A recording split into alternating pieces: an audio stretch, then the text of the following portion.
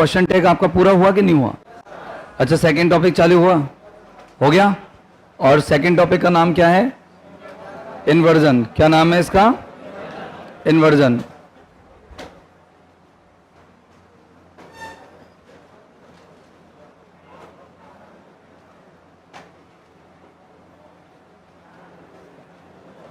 Inversion of verbs,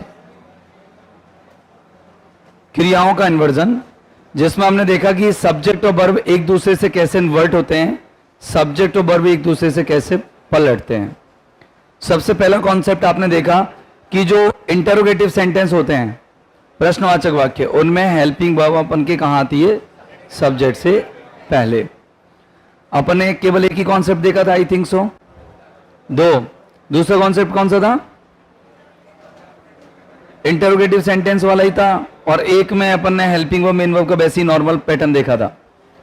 अच्छा, आज अपन देखेंगे concept number 3। Concept number 3, concept number 3। अब इस कॉन्सेप्ट नंबर 3 में अपन को पढ़ना क्या है विशेष तौर से, वो समझ लो।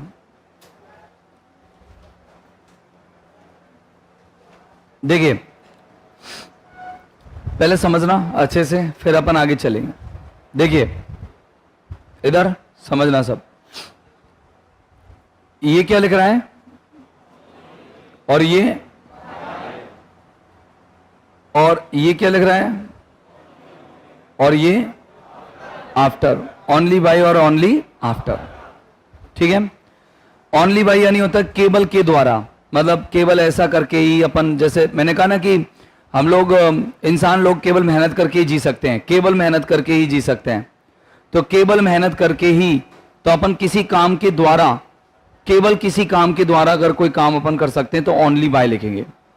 मैंने कहा केवल ये काम करने के बाद ही तुम ये काम कर सकते हो। जैसे मैंने कहा कि इस मैच को जीतने के बाद ही तुम यहां से जा सकते हो, तो मैंने कहा ओनली आफ्टर, ओनली आफ्टर। तो ये होता है केवल इस काम को करने के बाद, और ऊपर वाला होता है केवल इस काम को करके। देखो ये तो क्या होता है? केवल इस कार्य को करके, केवल इस कार्य को करके। और दूसरा होता है केवल इस कार्य को करने के बाद, केवल इस कार्य, अब कोई कार्य होगा वो अपने आप पता लग जाएगा, केवल इस कार्य को करने के बाद, के बाद। ये दो तरह की पोजीशंस हैं इसके अंदर, ध्यान से समझने की कोशिश कीजिएगा कि अब अपन करना क्या है। अब अपन को कुछ एक फ्रेज आएगा, एक फ्रेज मतलब जैसे अगर कोई क्रिया आती है तो बरफस्ट आईएनजी लगा करके कुछ अदर वर्ड्स आ जाएंगे आगे, और other words OW, other words, ठीक है ना। और मान लो कुछ ऐसे ही नॉर्मल कोई शब्द आए तो वो आ सकते हैं आगे। अब यह कॉमा आएगा, क्या आएगा यहां? कॉमा के बाद आपको दिखेगा सब्जेक्ट वर्ब, यहां ये सब्जेक्ट वर्ब दिखेगा, ये सब्जेक्ट, और यहां दिखेगा आपको वर्ब। मतलब ओनली बाय से चिपक के नहीं, थोड़ा दूसरा क्लॉज में ये सब्जेक्ट वर्ब दिखेगा। अब आपको इन्वर्जन यहां करना है, कहां? यहां। तो देखो अपन इन्वर्जन करते हैं। इन्वर्जन करने के लिए अपन देखो बहुत सीधा सा पैटर्न है कि अपन यहां पर क्या करते हैं, सब्जेक्ट और वर्ब को इसमें से हेल्पिंग वर्ब निकालनी है, वर्ब उल्टी नहीं करनी है। अब अपन को करना क्या है, इसको काटना है और काट के ऊपर लिखना है हेल्पिंग वर्ब, फिर उसके बाद लिखना है सब्जेक्ट, और फिर उसके बाद क्या लिखना है? Main verb. ये अपन को टुकड़े कर देने। ऐसे ही इसमें नीचे करना है कि हेल्पिंग वर्ब, सब्जेक्ट और मेन वर्ब। चलो अपन देखते हैं कि ये पैटर्न बनता कैसे है। जैसे मैंने कहा कि एक एग्जांपल लिखा कि only by killing this tiger, only by killing this tiger, केवल इस बाघ को मारने के बाद ही, killing this tiger, TIGER, killing this tiger, you can go away, तुम दूर जा सकते हो, या you can cross this river, ऐसे आ जाए कि तुम क्या कर सकते हो, इस नदी को पार कर सकते हो। मतलब इस बाघ को मार के ही दिस रिवर। तो देखो ऊपर वाला जो स्ट्रक्चर है अपन ने हिंदी में जो लिखा है वो यही है, क्या? केवल इस कार्य को करके, मतलब केवल बाघ को मार के ही तुम क्या कर सकते हो, नदी को पार। अब अपन का इन्वर्जन होना किधर है? बताओ, ओनली बाय से चुपके हुए इन शब्दों का या कॉमा के बाद आने वाले सेंटेंस का? तो करो, इसका इन्वर्जन करते हैं। चलो, कॉमा के बाद यू कैन का क्या हो जाएगा? Can you. मेन वर्ब उधर ही रहेगी, मेन वर्ब यू के बाद ही रहेगी, ये मेन वर्ब रहेगी, ये मेन वर्ब हो गई और ये कैन इधर आ गया। मैंने कहा देखो, मैंने कहा तुम्हारे मतलब तुम्हारे खाना खाने के बाद ही तुम यहां आराम कर सकते हो। तो मैंने कहा only after, only after, only after taking, taking your meal, taking your meal. Meal यानी क्या होता है? और एक होता है माइल, MILE। ये माइल तो डिस्टेंस होती है, नापते हैं जो, और मील होता है भोजन, भोजन। अच्छा, मील और फूड में क्या अंतर है? मील और फूड में क्या अंतर है? मील किसी व्यंजन का नाम नहीं होता, होता दोनों भोजन ही है, लेकिन मील अपन किसी भोजन के नाम को नहीं कहते, बल्कि भोजन के टाइप के नाम को कहते हैं। जैसे सुबह का नाश्ता मील कहलाता है, दोपहर का खाना मील कहलाता है, शाम का जो डिनर होता है वो भी मील होता है, लेकिन फूड नहीं होता। फूड क्या होता है? जो हम मील में खाते हैं। जैसे कि ब्रेकफास्ट में आपने ब्रेड खाई और बटर खाया और मिल्क पिया, तो ये आपका क्या बन गया? फूड। और जो टाइम था जिसमें आपने खाया वो हो गया मील, और जो समय, जिस समय खाया उसको हो गया ब्रेकफास्ट। अब ब्रेकफास्ट में जो खाना खाया वो तो हो गया फूड, और जो ब्रेकफास्ट है उसका दूसरा ब्रेकफास्ट। मैंने कहा कौन सा मील किया तुमने? कि सर मैंने ब्रेकफास्ट किया। कौन सा मील किया? ब्रेकफास्ट। मैंने कौन सा फूड खाया? तो फिर वो बताओ कि मैंने ब्रेड खाई, बटर खाई। तो आ गया समझ में मील और फूड में difference. Only after taking your meal you are able to go from here. तुम यहां से जाने में सक्षम हो। फ्रॉम हेयर बोलो। और एबल टू की जगह मैं अलाउड टू यूज करूंगा, ज्यादा सही रहेगा। एबल टू की जगह मैं क्या यूज करूं? अलाउड टू, कि तुम्हें अनुमति दी जाती है यहां से जाने की। अलाउड टू,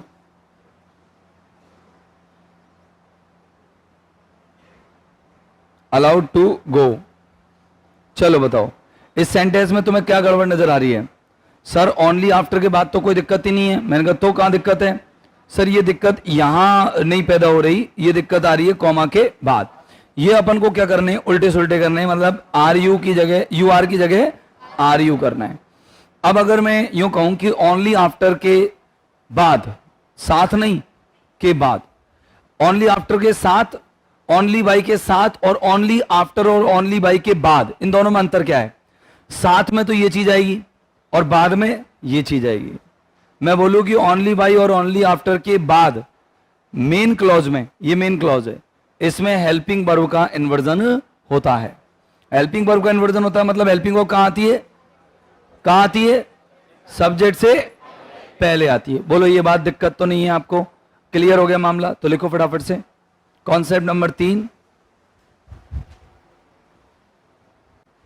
कॉन्सेप्ट नंबर 3 इसमें लिखिए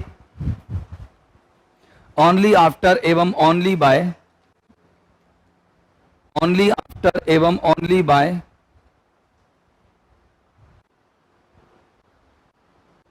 ओनली आफ्टर एवं ओनली बाय के बाद, ओनली आफ्टर एवं ओनली बाई के बाद आने वाले मेन क्लॉज में, आने वाले main clause, MAIN main, CLAUSE clause, आने वाले मेन क्लॉज में, आने वाले मेन क्लॉज में हेल्पिंग वर्ब का इन्वर्जन होता है।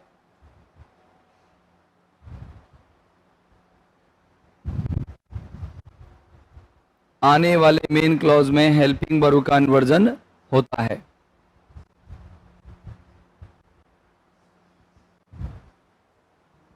लिख दो, अरे कॉन्सेप्ट पूरा ऐसे कि ऐसे लिख दो। हाँ ये हो गया, कॉन्सेप्ट क्लियर है पहला, मतलब तीसरे नंबर का। अब आते हैं अगले कॉन्सेप्ट पर। कॉन्सेप्ट नंबर, देखो अपन कॉन्सेप्ट नंबर कौन सा पढ़ेंगे? 14, CONCEPT कॉन्सेप्ट 40, वो 4 नंबर, 4 नंबर का। समझो आपके सामने मैं कुछ शब्द लिख रहा हूं, देखने की कोशिश करना और समझने की कोशिश करना ये शब्द सारे कैसे लगेंगे आपको। देखना ये क्या लिख रहा है और ये क्या लिख रहा है? सेल्डम। और ये वाला शब्द हार्डली, और ये शब्द स्कार्सली, और इसके बाद में मैंने कुछ और लिखे, जैसे रेयरली और बेयरली। अच्छा, इनमें से कौन से शब्द है जिसका मीनिंग आप नहीं जानते? नेवर का मतलब क्या होता है? कभी नहीं। और सेल्डम का अर्थ क्या होता है? बोलो बोलो। मुश्किल से कभी। और हार्डली का मतलब वही मुश्किल से। और इन चारों का मतलब मुश्किल से ही होता है मेरे हिसाब से, जानते होंगे आप ये बात, है ना, क्योंकि ये अपन ने पढ़ लिए हैं। इनके तुरंत बाद, अगर ये जैसे सेंटेंस की शुरुआत में आ रहे हैं तो इनके तुरंत बाद का ख्याल रखना है। इनके तुरंत बाद पहले हेल्पिंग वर्ब लेनी है, फिर सब्जेक्ट लेना है, और फिर उसके बाद मेन वर्ब लेनी है।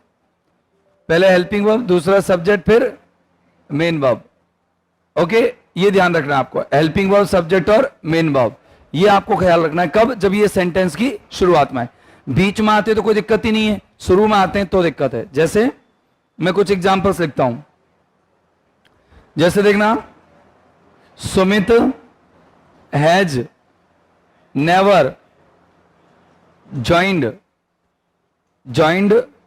सच अ बैड कंपनी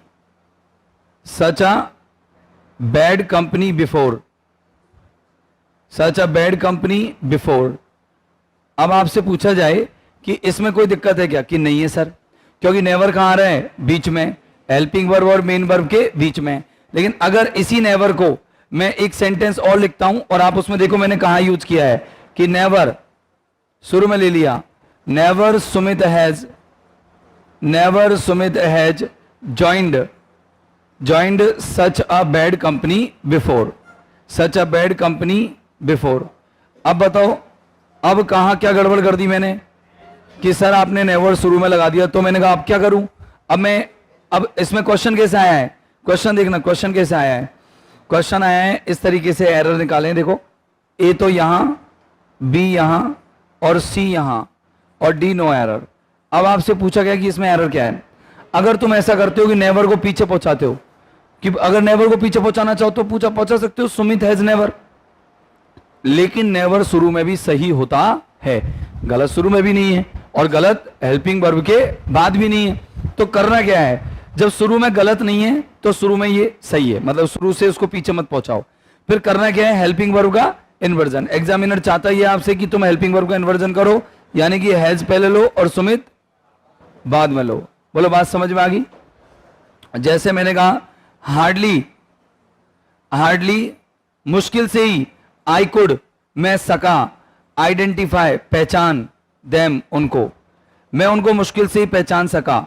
अब बताओ, इस सेंटेंस की अगर हम बात करें तो अपन यहां किस तरह की चीज चला सकते हैं? जैसे ए में एरर है, बी में एरर है, सी में एरर है, या नो एरर है? बताओ, सोच के बताओ। ए में क्या एरर मानोगे आप? कि सर आपको कुड है ना, कुड कहां यूज करना पड़ेगा?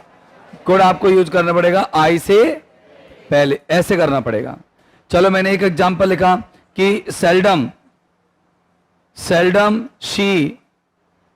सी tells a lie, seldom she tells, वो मुश्किल से ही झूठ बोलती है, टेल्स अ लाई। अब बताओ क्या गड़बड़ है? फटाफट बताओ, आंसर बताओ क्या आएगा? सी टेल्स की जगह पहले हेल्पिंग वर्ब निकालो, डज, फिर शी, और फिर टेल। अच्छा, एक बार बताओ मुझे, ये डज मैंने कैसे निकाली? कौन बता सकता है? कि सर जब मेन वर्ब में ऐसी एस लगी होती है तो उसमें से कौन सी हेल्पिंग वर्ब निकालते हैं अपन? डज। एक बार फिर से सुनो, अगर सेंटेंस की शुरुआत में never, seldom, hardly, scarcely, rarely, बेयरली, एक बार बोलना जरा, नेवर, सेल्डम, हार्डली, स्कार्सली, इसको बोलते हैं स्कार्सली, स्कार्स, SCARCE है ये। तो स्कार्स यानी होता है अभाव, किसी भी चीज का अभाव क्या कहलाता है? स्कार्स। क्या कहलाता है वो? स्कार्स। तो ये हो गया never, seldom, hardly, scarcely, rarely, barely. ये चारों पांचों शब्द, ये छह शब्द कैसे नेगेटिव है? कैसे शब्द हैं? अगर ये सेंटेंस की शुरुआत में आते हैं तो नेगेटिव वर्ड सेंटेंस की शुरुआत में आगे तो हेल्पिंग वर्ब को उठा के किधर लेना है? किधर लेना है भाई? सब्जेक्ट से पहले। अब देखो जरा, बीच में आ रही है तो आ सकती है, मतलब ये इनकी दो पोजीशन होती है। एक पोजीशन तो ये होती है हेल्पिंग वर्ब और मेन वर्ब के बीच में, एक तो यहां हो जाती है, नेगेटिव वर्ड्स यहां आ सकते हैं। और अगर ये शुरू में आ गई तो अपन इनको निषेध नहीं करेंगे, इनको गलत नहीं करेंगे, शुरू में भी आ सकते हैं ये। और जैसे ही शुरू में आएंगे तो फिर एक चेंज करेंगे सेंटेंस में, जैसे ही शुरू में आएंगे तो एक बदलाव लेके आएंगे, और वो बदलाव क्या होगा कि वो हेल्पिंग वर्ब को सब्जेक्ट से बाहर निकाल लाएंगे, यानी सब्जेक्ट से पहले ले आएंगे। बोलो बात समझ में आ गई, पक्की आ गई? चलो लिख लो, लिखो, यदि सेंटेंस की शुरुआत में, यदि सेंटेंस की शुरुआत में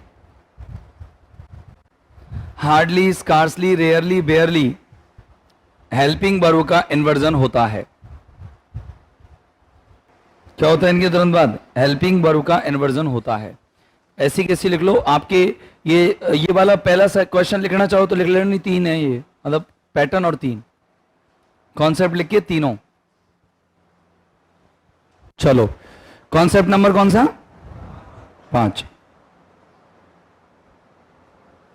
देखो कॉन्सेप्ट नंबर 5, CONCEPT कॉन्सेप्ट 5। अच्छे से समझना पहले कॉन्सेप्ट को, कॉन्सेप्ट बहुत क्लियर है। देखो ये क्या लिख रहा है, ये क्या लिख रहा है, इसका पता है अर्थ क्या होता है? जॉइन, क्या होता है? अच्छा, यहां आपको हेल्पिंग वर्ब पहले लानी है, मतलब नो सूनर के बाद तुरंत क्या आनी चाहिए? फिर ये क्या आना चाहिए? सब्जेक्ट, और फिर यहां मेन वर्ब। समझ गए मेरी बात? मतलब नो सूनर के तुरंत बाद भी क्या होगा? इन्वर्जन होगा। इसके बाद एक चीज ध्यान रखनी है कि नो सूनर है ना, नो सूनर, उसके पेयर में कंजंक्शन और आता है। जैसे नो सूनर आ गया तो शुरू में आप ये देख करके और देन देखना, आप क्या देखना? या देन मिलना चाहिए आपको, नहीं मिल रहा है, कुछ और मिल रहा है तो काट पीट के उसको सही करना है, देन करना है। फिर एक सब्जेक्ट और एक वर्ब यहां दिखेगी आपको, दिखने दो, उससे कोई फर्क नहीं पड़ता। मतलब एक क्लॉज तो ये है और एक क्लॉज जस्ट किसके बाद है? नो सूनर के बाद। तो नो सूनर के तुरंत बाद वाले क्लॉज में या नो सूनर के साथ वाले क्लॉज में आपको इन्वर्जन करना है। जैसे मेरे एक एग्जांपल सुनो, मैंने कहा no sooner I got up, जो ही मैं जागा, जो ही मैं जागा, then THAN, then my mother, तब मेरी मां ने, then my mother gave me a cup of tea, तो मुझे क्या दे दिए? Cup, a cup of tea. अब बताओ जरा कि सेंटेंस में आपको यहां क्या नजर आ रहा है?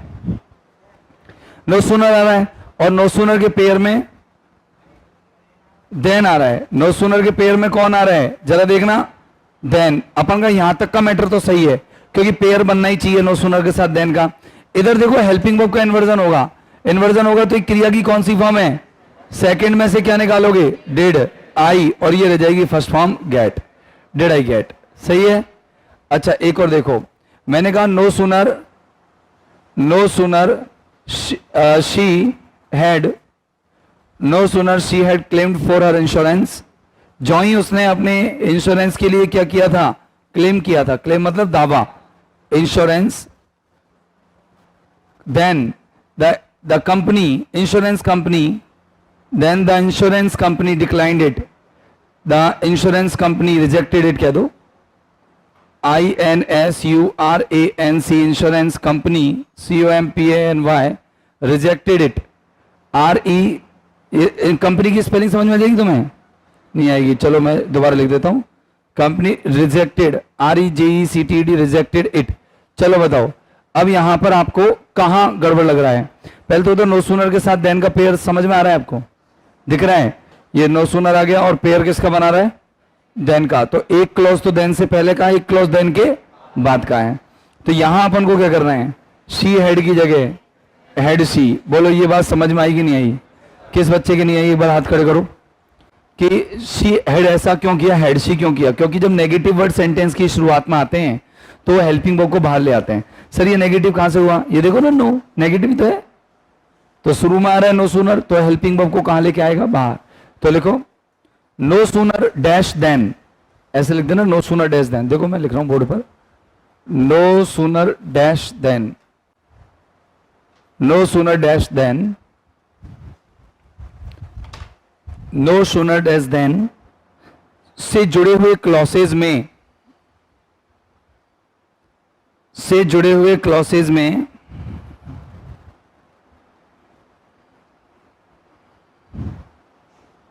से जुड़े हुए क्लॉसेज में नो सूनर के बाद से जुड़े हुए क्लॉसेज में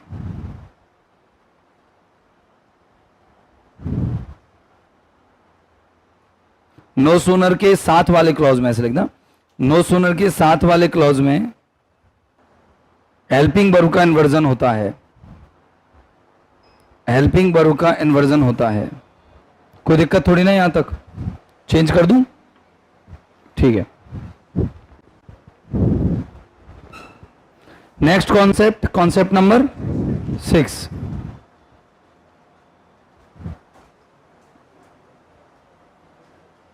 कॉन्सेप्ट नंबर 6 देखो क्या कहते हैं। कॉन्सेप्ट नंबर 6 ये क्या लिख रहा है? HARDLY, क्या लिख रहा है ये?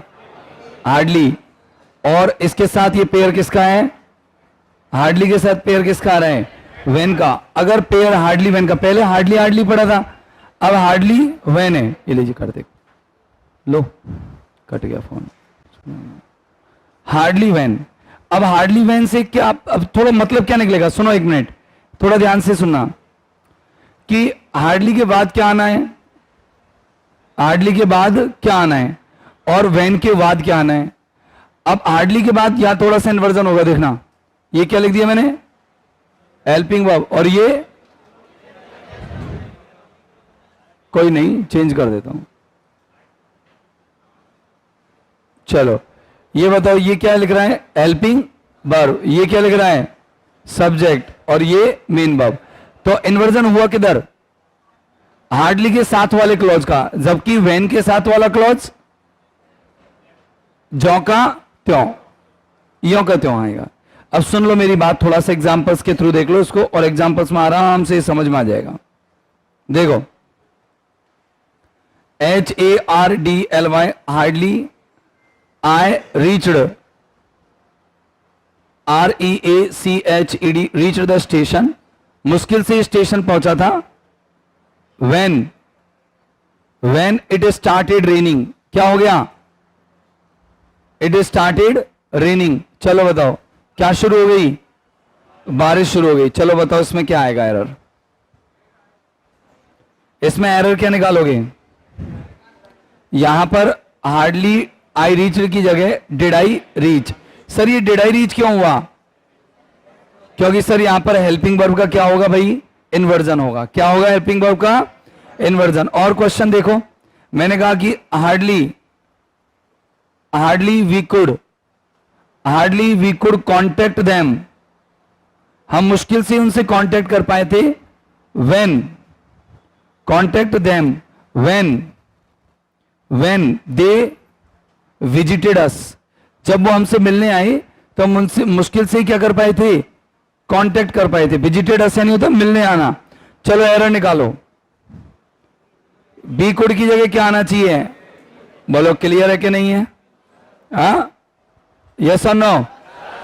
एक और देखो, एक और एग्जांपल। अब इसमें देखना, आइडेंटिफाई करना एरर क्या है। Hardly, HARDLY, hardly had we arrived, मुश्किल से हम पहुंचे थे।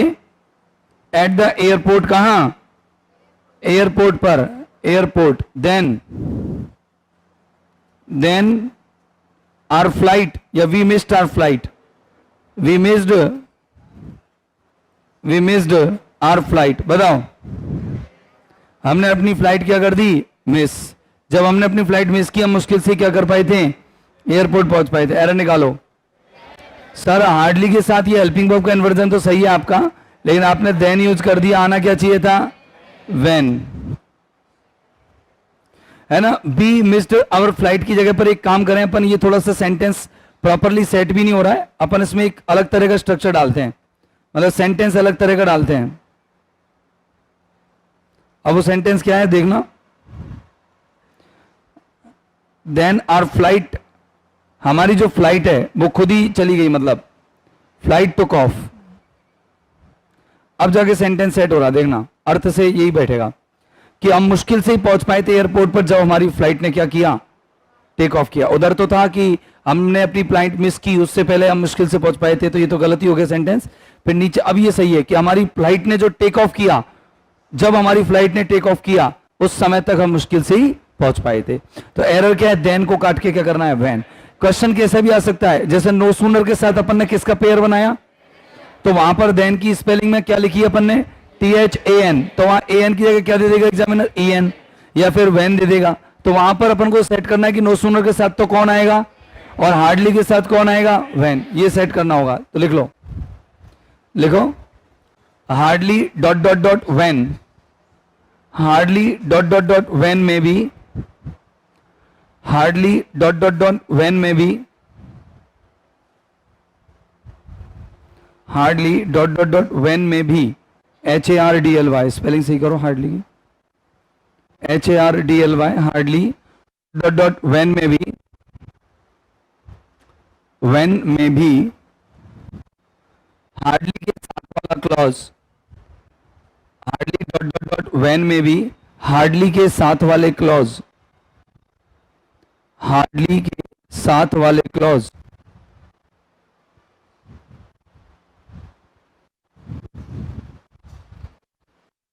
में हेल्पिंग वर्ब का इन्वर्जन होता है, में हेल्पिंग वर्ब का इन्वर्जन होता है। चलो नेक्स्ट कॉन्सेप्ट देखिए, कॉन्सेप्ट नंबर कौन सा चलेगा,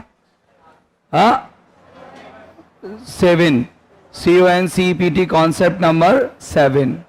अच्छा थोड़ा सा इसको गहराई से समझना, देखो बहुत इजी सा कॉन्सेप्ट है। अच्छा ये दो क्लॉज किससे जुड़ रहे हैं जरा देखना, ये किससे जुड़ रहे हैं ये दो क्लॉज, क्या किससे जुड़ रहे हैं, नॉर से।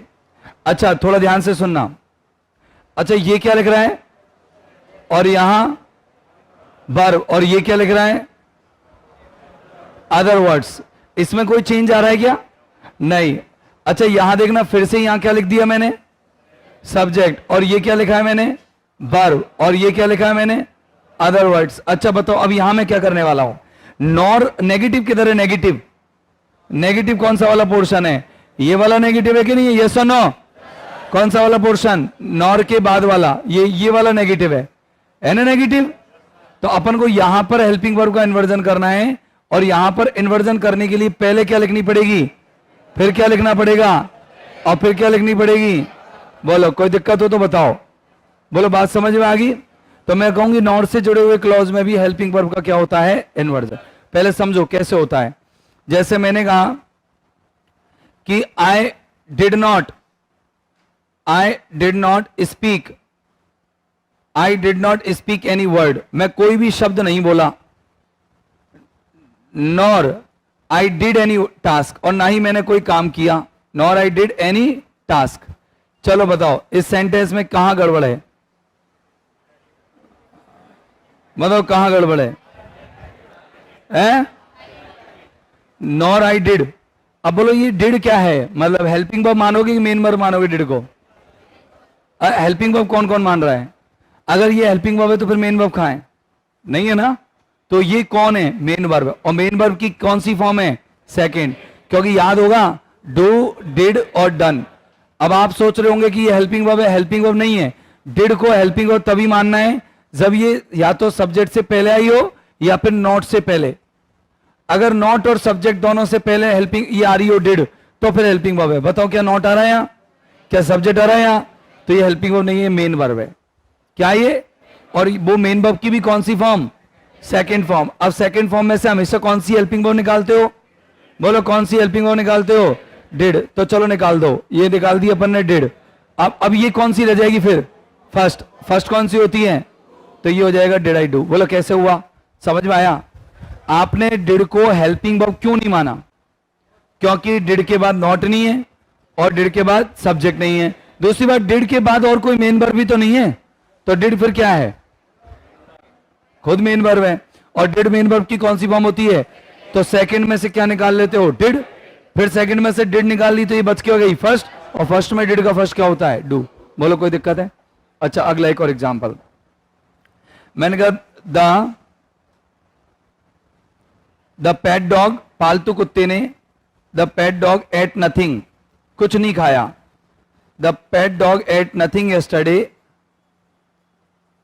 यस्टरडे,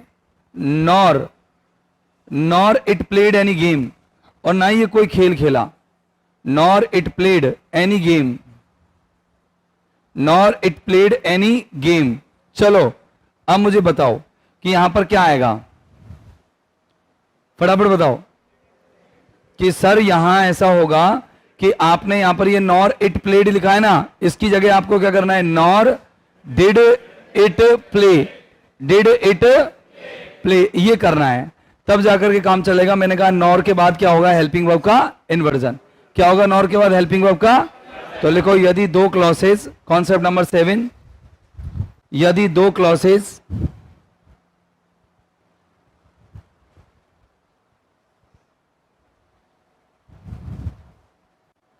यदि दो क्लॉसेस नॉर से जुड़े हों तो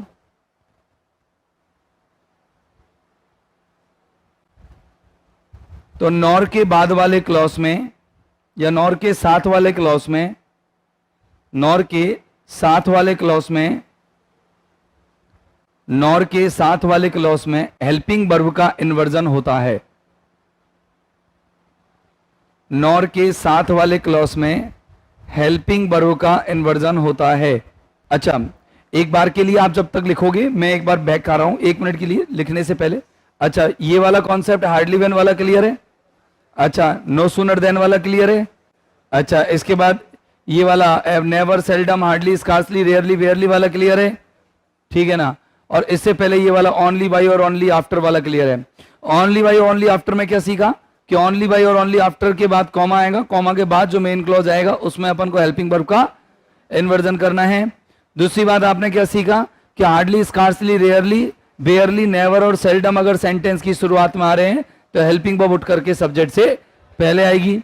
अगला सुना कि नो सूनर देन, एक पेयर होता है नो सूनर और डैश देन, तो देन और नो सूनर से जब दो क्लॉज जुड़े हो तो नो सूनर के साथ वाले क्लॉज में हेल्पिंग वर्ब का, देन के बाद वाले में नहीं होगा, नो सूनर के साथ वाले में होगा। फिर हार्डली के साथ किसका पेयर बनता है, वैन का, और हार्डली वैन जब पेयर बनता है तो हार्डली के साथ जो जुड़ा हुआ क्लॉज होता है उसमें हेल्पिंग वर्ब का कन्वर्जन होता है, वैन के साथ वाले में नहीं होता है। इसके बाद हमने अगला जो पढ़ा वो ये पढ़ा कि अगर मान लो दो क्लॉज नॉर से जुड़े हों तो नॉर के साथ जुड़ा हुआ जो क्लॉज होता है उसमें हेल्पिंग वर्ब का क्या होगा, इन्वर्जन होगा। बोलो कोई बात को किसी बच्चे को बात समझ में नहीं आई हो तो एक बार हाथ खड़े कर दो। क्लियर है मामला, सबके दिमाग में सेट है, पीछे तक क्लियर है? ठीक है, ओके, लिख दो उसको। Thank you.